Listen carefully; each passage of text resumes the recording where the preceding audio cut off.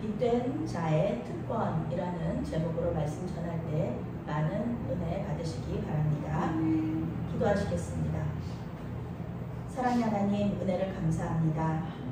전쟁의 소문이 들리고 서로 비방하는 소리가 커지는 이 세상 속에서 주님 앞에 나와 조용히 그 말씀에 귀를 기울이게 하심을 감사합니다. 소리를 낼 때는 소리 내고 침묵해야 할 때는 침묵할 수 있는 용기와 지혜를 허락하여 주시옵소서. 말씀 속에서 그렇게 할 수 있는 지혜를 얻을 수 있도록 도와주시옵소서. 예수님의 이름으로 기도합니다. 아멘. 오늘의 핵심 주제는 우리가 복음을 전할 때 땅끝까지 구원이 임한다입니다. 축소판이라는 용어를 들어보신 적이 있을 겁니다. 축소판, 사전적인 뜻은요, 어떤 대상을 축소한 것과 같은 사물 혹은 공간을 비유적으로 이르는 말이다. 이게 다음 사전에 나오는 내용입니다. 어린이들이 가지고 노는 장난감을 보면은요, 그 의미를 잘 알 수 있습니다. 자동차나 비행기 또는 인형의 집, 이런 것은 우리가 살고 있고 또 사용하는 물건이나 공간을 아주 작게 축소한 것입니다. 또 책이나 또 영화나 또 드라마나 보면은 어떤 한 장면이 그 영화 전체, 그 책 전체, 그 드라마 전체를 이렇게 축소해놔서 잘 이해할 수 있게 하는 그런 내용도 있습니다. 그 대표적인 것들이 있는 것이죠. 오늘 말씀도 마찬가지입니다. 오늘 말씀은 사도 바울의 인생 여정을요, 축소해놓은 축소판입니다. 복음을 전하고 어떤 사람들은 그 복음을 들은 어떤 사람들은 받아들이고 또 그 듣고 그 거절한 사람들은 핍박하고 박해하고, 그렇지만 다시 복음을 전하기 위해서 길을 떠나는 이 사도 바울의 그 삶의 그 여정이 아주 오늘 말씀에 축소판으로 잘 드러나 있습니다. 감사와 영광도 있지만 박해와 괴로움도 있는 이 믿음의 여정이 바로 사도 바울의 삶의 여정이었다는 것입니다. 이제 비시디아 안디옥에서 첫 번째로 복음을 전했죠. 많은 사람들이 그 사도 바울의 메시지를 듣고 놀랐습니다. 그리고 이제 일주일이 지났어요. 일주일 동안에 소문이 엄청 퍼진 겁니다. 사도 바울과 바나바와 또 그 복음의 메시지에 대한 소문이 엄청 퍼졌어요. 그동안 이곳에 살던 사람들에게 복음에 대한 호기심과 갈망이 나타났습니다. 그래서 그 다음 안식일에는 더 많은 사람들이 모였다. 44절, 45절 말씀 함께 읽겠습니다. 그 다음 안식일에는 온 시민이 거의 다 하나님의 말씀을 듣고자 하여 모이니 유대인들이 그 무리를 보고 시기가 가득하여 바울이 말한 것을 반박하고 비방하거늘. 성경은요, 온 시민이 거의 다 하나님의 말씀을 듣고자 모였다, 이렇게 말하고 있습니다. 유대인만이 아니라 이방인들도 사도 바울의 이야기를 듣기 위해서 모였다는 것입니다. 그런데 여기서 유대인들이 사도 바울의 복음을 반박하고 나섭니다. 복음을 계속 전해야 되는데 그 복음에 대해서 계속 반박하는 거예요. 그러니까 여기서 이 유대인들의 그 복음 전하는 것의 패방자가 바로 유대인들이었다는 것입니다. 원래 이방인들이 그래야 되잖아요. 근데 유대인들이 패방을 했다. 유대인들의 교육법은요, 질문에 대해서 질문으로 답변하는 거예요. 비시디아 안디옥 사람들이 아주 유대인들이 아주 똑똑하다고, 아주 탁월하다고 그렇게 해도 이 구약학자이면서 선교사인 사도 바울을 이길 수는 없습니다. 말로는 전혀 이길 수 없어요. 논쟁으로 이길 수 없어요. 그렇지만 가만히 있을 수 없었습니다. 이 유대인들은 가만히 있을 수가 없었던 거예요. 왜냐? 성경은 이 유대인들이 시기심으로 가득해서 사도 바울을 공격했다, 이렇게 말하고 있습니다. 신학적인 이유가 아니에요. 유대교와 기독교라는 이 종교, 두 개의 종교가 다르기 때문에 신학적인 이유로 비방하고 논쟁한 것이 아니다. 그저 자기들은 이방인들을 전도하지 못했잖아요. 물론 이제 이방인 경건한 사람들이 있기는 했지만 이 사도 바울처럼 온 성에 이 시민이 다 하나님의 말씀을 듣기 위해서 이렇게 동원은 못했잖아요. 그런데 이 사도 바울이 그걸 하는 거예요. 그러니까 질투가 나서 어떻게 해서든지 사도 바울을 깎아내리려고 이런 반박하고 비방하면서 복음을 전하는데 해방꾼 노릇을 하게 된 것입니다. 영어 성경은 질투심에 가득한 이 유대인들이 사도 바울이 한 모든 말에 대해서 반박했다 이렇게 말하고 있습니다. 그러니 복음 조금 전하면 반박하고 복음 조금 전하면 반박하고 이러니까 복음을 제대로 전할 수가 없었을 것입니다. 게다가 여기 비방이라는 단어에는요 신성모독이라는 뜻을 가지고 있어요. 이 비방이라는 단어 안에 신성모독, 유대인 종교 지도자들도 예수님을 신성모독 죄를 덮어 씌워가지고 십자가에서 못 박아서 죽였잖아요. 신성모독은 자기들이 하고 있었잖아요. 우리 하나님이신 예수님을 그렇게 공격하고 비방하고 그리고 십자가에서 죽기까지 미워했으면서 예수님을 신성모독자라고 비방한 거죠. 자기들이 자기한테 공격을 했던 것입니다. 46절 말씀, 47절 말씀 함께 읽겠습니다. 바울과 바나바가 담대히 말하여 이르되 하나님의 말씀을 마땅히 먼저 너희에게 전할 것이오되 너희가 그것을 버리고 영생을 얻기에 합당하지 않은 자로 자처하기로 우리가 이방인에게로 항하노라. 주께서 이같이 우리에게 명하시되 내가 너를 이방의 빛으로 삼아 너로 땅끝까지 구원하게 하리라 하셨느니라 하니. 유대인들의 비방에 대해서요 바울과 바나바는 구약에 나타난 하나님의 약속, 하나님의 말씀으로 답변을 합니다. 하나님의 구원 계획은 이방인을 아예 무시하는 것이 아니라 유대인을 통하여서 먼저 유대인들이 복음을 듣고 그리고 구원을 받고 그 유대인들을 통하여서 이방인들까지 구원에 이르게 하는 것, 그것이 바로 하나님의 계획이었다는 것이죠. 유대인들이 시작점이에요. 그렇기 때문에 예수님은 유대인으로 오셨고요. 또 유대인들에게 먼저 복음을 전하신 것입니다. 유대인들은 복음을 듣고 구원받고 이방인들에게 복음을 전해야 하는 사명을 받았습니다. 그런데 많은 유대인들이 그것을 거절했습니다. 사도 바울은 이 유대인들이 복음을 거절한 것에 대해서 나는 구원받을 자격이 없다라고 말하는 것과 같다라고 이야기를 합니다. 이방의 빛으로 부르신 하나님을 거절했다. 그렇게 말하는 거예요. 나는 뭐 싫어. 나는 이방인의 빛 되기 싫고 구원받기 싫어. 이렇게 말하는 거랑 똑같다는 거예요.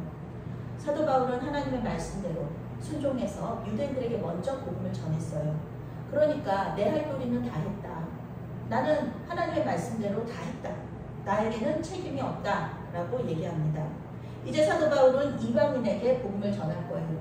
왜냐하면 하나님의 구원 계획이 유대인들에게 먼저 전하고 그 다음에 이방인들에게 전하는 것이잖아요.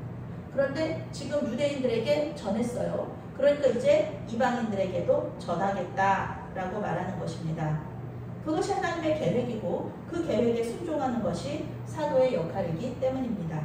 유대인이 이방인에게 복음을 전하는 사명을 거절했기 때문에 이제 그 사명은 어디로 넘어왔느냐? 그것은 바로 교회로 넘어왔다는 것입니다. 우리 교회 공동체가 기독교 역사 2000년 가운데 한 일이 바로 그거죠. 믿지 않는 사람들에게 복음을 전하는 일, 그것이 바로 우리 교회의 가장 큰 사명인 것입니다.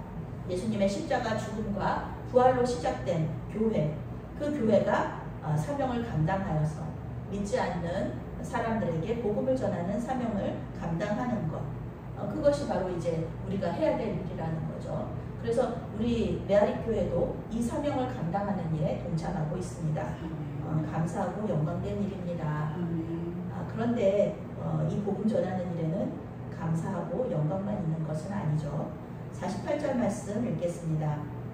이방인들이 듣고 기뻐하며 하나님의 말씀을 찬송하며 영생을 주시기로 작정된 자는 다 믿더라. 아멘. 아멘. 유대인들이 복음 전파를 방해하고 또 사도 바울을 비방해도 복음은 계속해서 전파가 됩니다. 이방인들 가운데 복음을 듣고 예수님을 믿게 된 사람들이 기뻐하면서 하나님을 찬송했다. 이렇게 성경이 말합니다. 영생을 주시기로 작정된 자는 다 믿었다. 예수님을 통한 영원한 생명을 믿은 사람은 모두 다 구원을 받았다. 그래서 이 기쁨이 충만한 거예요. 포도원 품꾼 비유를 이제 지난 주일에 설교를 했는데요. 여기 11시에 부름받은 자들 있죠. 이 사람들이죠. 이방인들. 먼저 된 자가 나중되고 나중된 자가 먼저 된다는 주님의 말씀처럼 이 이방인들에게는 구원이 임하면서 기쁨이 충만한 이런 상황인데 유대인들은 어떻습니까? 먼저 부름받은 사람들. 이 사람들은 마음속에 사도 바울에 대한 시기, 질투가 가득하고 사도 바울을 가만히 놔두면 안 되겠다 하는 이 폭력에 대한 이 갈망이 가득하게 됩니다. 그러니까 이쪽은 이 이방인들은 나중에 부름받았지만 마음이 천국인데 이 유대인들은 먼저 부름받았는데 마음이 지옥인 거예요. 그런 갈망이 가득하게 됐다는 것입니다. 49절 말씀, 50절 말씀 함께 읽겠습니다. 주의 말씀이 그 지방에 두루 퍼지니라. 이에 유대인들이 경건한 기부인들과 그 신의 유력자들을 선동하여 바울과 바나바를 박해하게 하여 그 지역에서 쫓아내니. 아멘. 시기심에 가득한 그 유대인들은요, 이 성의 유력자들, 경건한 기부인, 이 경건이라는 것은, 경건한 사람들이라는 것은 이방인들 중에 하나님 믿은 사람들을 경건한 사람들이라고 그 사도행전에서는 이야기하고 있는 거죠. 그러니까 경건한 귀부인들이 사도 바울과 바나바를 박해했습니다. 복음의 회방자가 되어서 이 의인들을 핍박했습니다. 복음을 듣고 회개하고 주님께로 돌아와야 마땅한 사람들이 이 유대인들이 사도 바울과 바나바를 핍박했다는 것입니다. 그들이 항상 외우는 게 뭐예요? 그들이 항상 안식일에 그 회당에서 말씀 듣고 배운 것이 무엇입니까? 율법에 어긋나는 행동이잖아요. 이것은 의인을 핍박하는 거잖아요. 의인의 피를 뿌리지 말라고 하나님 그렇게 말씀하시는 건데 그 율법에 어긋나는 행동을 하면서도 깨닫지 못했다. 그들은 스스로 복음으로 구원받을 기회를 없애버린 것입니다. 51절 말씀, 52절 말씀 함께 읽겠습니다. 두 사람이 그들을 향하여 발에 티끌을 떨어버리고 이곳으로 가거늘 제자는 기쁨과 성령이 충만하니라. 아멘. 사도 바울과 바나바는요, 발에 티끌을 떨어버림으로써 자신들을 박해한 유대인들에게 항의해요. 그리고 이고니온으로 떠납니다. 이게 터키죠. 이러한 행동은 마가복음 6장에 나오는 예수님의 명령입니다.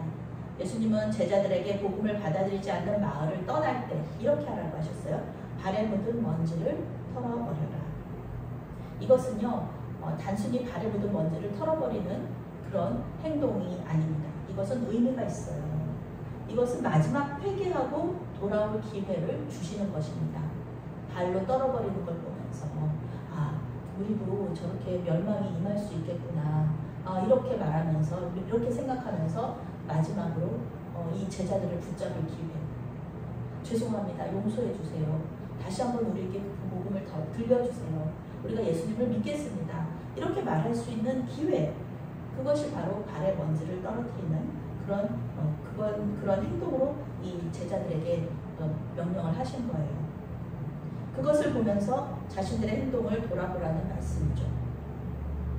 사도 바울과 바나바는 이제 비시디아 안디옥에서의 모든 사역을 마치게 됩니다. 믿지 않는 사람들에 대한 책임을 다했습니다. 일단 복음을 들으면은요, 복음을 전하면 그들이 받아들이든 받아들이지 않든 그 책임은 제자들에게 있지 않습니다. 사도 바울과 바나바는 모든 일을 다 마쳤습니다. 그리고 이제 이고니온으로 향하게 됩니다. 유대인들은 시기심에 가득해서 사도들을 추방했지만 새로 믿기 시작한 이 이방인들은 기쁨과 성령이 충만했다. 이렇게 성경이 말하고 있습니다. 사도행전은요, 이 믿지 않는 영혼들이 복음을 듣고 믿고 나서 기쁨으로 충만했다. 믿고 기뻐했다는 내용으로 가득합니다. 그들은 성령이 충만했습니다. 기쁨은 성령의 9가지 열매 중에 하나입니다. 영어 성경에는 해피로 번역해요. 이 기쁨을 해피로 번역합니다.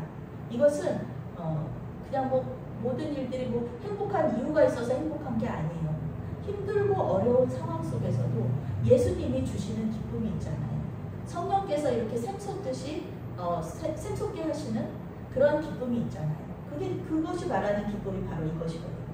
힘들고 어려운 상황 속에서 제자들도 마찬가지고 또 새로 믿은 사람들도 마찬가지고 또 바울과 바나바도 마찬가지입니다. 힘들고 어려운 상황 속에서도 기쁨이 넘치는 걸 어떻게 해요? 쫓겨나는 상황에서도 기쁨이 넘쳐서 이고니온으로 또 가는 거예요. 복음 전에 박해를 받아요. 제자들은 기쁨과 성령이 충만했다. 이렇게 이 단락을 성경은 결론을 내리고 있습니다. 마태복음 5장에서 예수님은 오른뺨을 때리는 사람에게 왼뺨도 내어주라 이렇게 말씀하십니다. 악한 자를 대적하지 말고 보복하지 말라는 주님의 말씀이지만요. 인간으로서의 존엄성도 포기하고 그냥 모든 것을 그냥 이렇게 맡기면서 그냥 이렇게 세상이 그냥 이렇게 흘러가는 대로 그렇게 오른뺨 때리면 왼뺨도 돌려야 되라 이런 말씀 아닙니다. 예수님은 십자가에서 죽기까지 우리를 사랑하셨고요. 또 우리가 받을 모욕까지 다 가져가셨습니다. 그들에게 모욕을 받고 박해받는 것으로 끝난다. 그러면 안 되는 거예요. 그것은 예수님의 말씀에 어긋나는 거예요. 예수님이 그런 식으로 말씀하신 게 아니에요. 예수님은 십자가에서 못 박히시기 전에 매를 맞고 고통을 당하시면서도 하나님으로서의 존엄을 잃지 않으셨어요. 재판장에서도 홀로 의연하셨어요. 그리고 침묵하셨어요. 예수님께서 그 모든 과정을, 이 순환의 과정을 컨트롤하고 계셨다는 거예요. 그리고 자진해서 십자가에 못 박혀서 죽으셨습니다. 오른뺨을 때릴 때 왼뺨을 돌려대라는 말은요, 그 상대방에게 회개와 성찰의 기회를 준다는 의미예요. 한번 생각을 해보세요. 제가 오른손잡이에요. 오른손잡이가 상대방의 뺨을 때리면요, 어느 쪽 뺨을 때리게 됩니까? 우리 성경을 잘 알아야 돼요. 성경을 우리가 보통 오른손잡이잖아요. 뺨을 때리면은요, 내 왼뺨을 때리게 돼 있어요. 내 왼뺨을 때린단 말이에요. 그런데 예수님은 뭐라고 그러세요? 오른뺨을 때리는 사람에게. 어떻게 내가 오른손잡이가 오른뺨을 때릴 수가 있나요? 이렇게 때리는 거예요. 이렇게. 사람을 이렇게 때리는 게 아니라 이렇게 때리는 거예요. 더 모욕적이죠. 이런 모욕을 받았을 때 얼마나 억울해요. 오늘 바울과 바나바는 어떤 사람들이에요? 바울과 바나바는 귀족이란 말이에요. 사도 바울은 대학교 교수예요. 그리고 이 바나바는요, 기업의 사장이란 말이에요. 지금으로 따지면 아주 돈 많은 사람이에요. 그런 사람들이 이렇게 뺨 맞는 것도 아니고 이렇게 뺨을 받았어요. 엄청난 모욕을 당했어요. 이것에 대해서 이 두 사람은 어떻게 대응했느냐? 신발에 먼지를 떨어버리는 것으로 대응했다. 예수님 말씀대로 마찬가지예요. 이렇게 모욕을 당했어. 이렇게 때리고 있어. 그럼 왼뺨을 돌려대는 거예요. 똑같은 말씀이에요. 대적하지 않아요. 그렇지만 존엄성을 포기하는 게 아니에요. 그 사람에게 반성과 성찰의 기회를 주는 거예요. 예수님은 그렇게 하라고 하시는 거예요. 그가 회개하면 좋은 것이에요. 그렇지만 회개하지 않으면 하나님의 말씀에 끝까지 내가 순종한 거잖아요. 그러니까 그것도 죽는 것이다. 하나님의 말씀에 순종하는 기쁨이 얼마나 좋은데요. 오늘 사도 바울과 바나바도 예수님의 말씀에 순종하여서 신발의 티끌을 떨어버리고 이고니온을 향해 출발합니다. 마지막까지 예수님께서 말씀하신 것에 대해서 순종하고, 그리고 이 비시디아 안디옥에게 회개의 기회를 주고, 그 다음에 모든 것을 다 마친 후에, 정리한 후에 이고니온으로 떠나가는 것입니다. 우리 빛된 자들의 특권은요, 다른 모든 사람들에게 회개의 기회를 줄 수 있는 그런 능력을 가지고 있다는 것이에요. 모든 상황 속에서 우리를 모욕하고 복음을 전한다는 게 왜 부끄러운 일이고, 복음을 전하는 일이 왜 우리가 박해를 당하는 일이에요? 좋은 거잖아요. 좋은 것을 준다는데.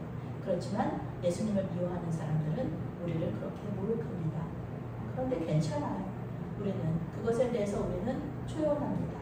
그리고 하나님의 말씀대로 끝까지 그 사람이 반성하고 회개하고 복수하지 않고 보복하지 않고 그리고 그 사람이 회개할 기회, 하나님께로 다시 돌아올 기회를 주는 그런 일들을 하면서 다시 복음 전하러 떠나면 되는 것입니다.